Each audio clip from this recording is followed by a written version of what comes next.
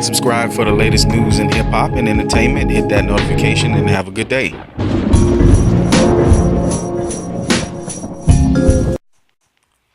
What's up? This your boy DJ Slapidemics. Man, I want to talk about what Kanye West said, saying slavery, was a choice. And, it lasted from the 1800s to, now 2018. It's been 400 years.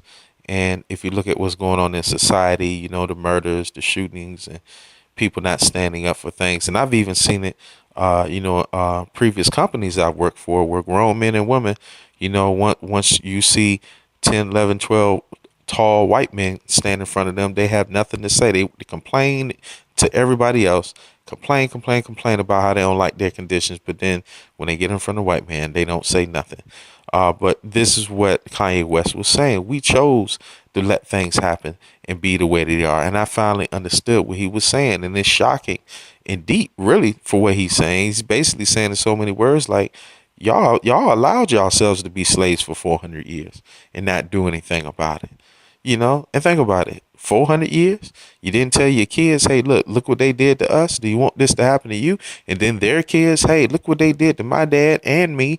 You want this to happen to you, son? No, we allowed this to happen. That means that we were comfortable in the conditions that we were in. So we just accepted it and stayed that way.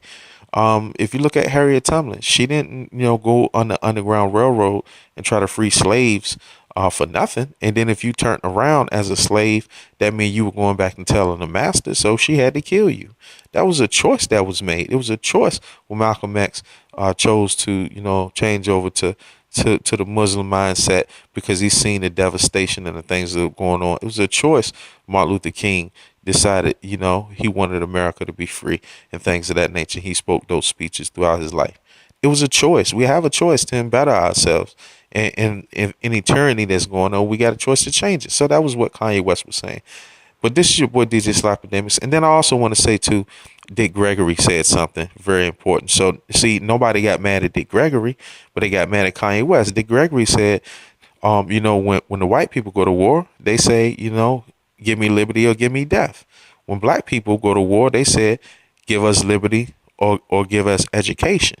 So what Dick Gregory was saying, basically, like, we cowered out. We didn't want to go to war. We just wanted education. Now look at the educational system.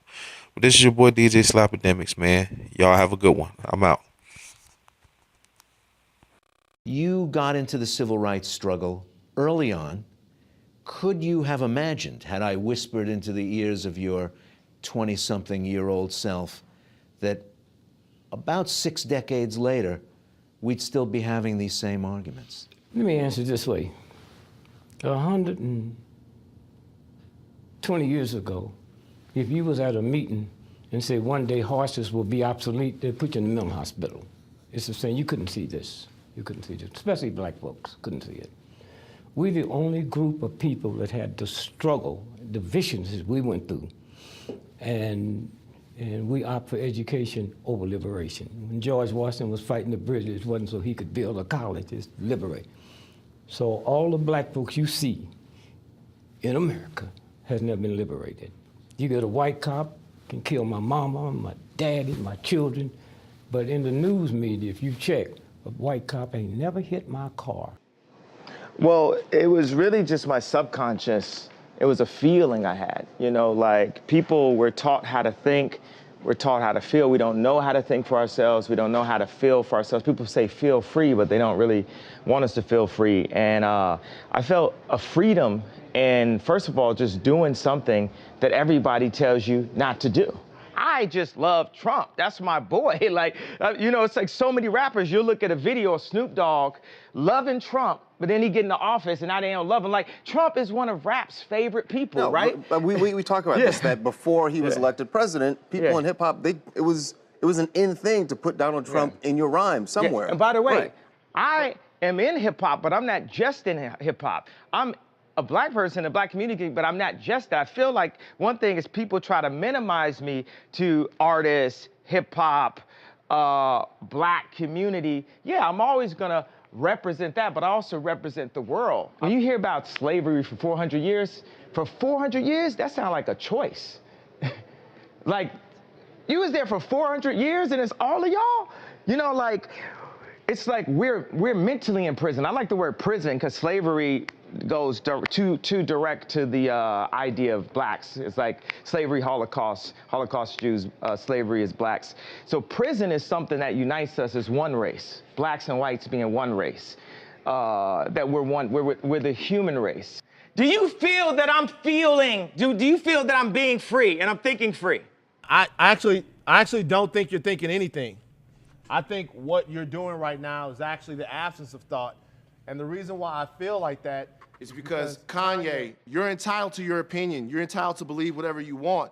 But there is fact and real world, real life consequence behind everything that you just said. And while you are making music and being an artist and living the life that you've earned by being a genius, the rest of us in society have to deal with these threats to our lives. We have to deal with the marginalization that has come from the 400 years of slavery that you said for our people was a choice. Frankly, I'm disappointed, I'm appalled, and brother, I am unbelievably hurt by the fact that you have morphed into something, to me, that's not real.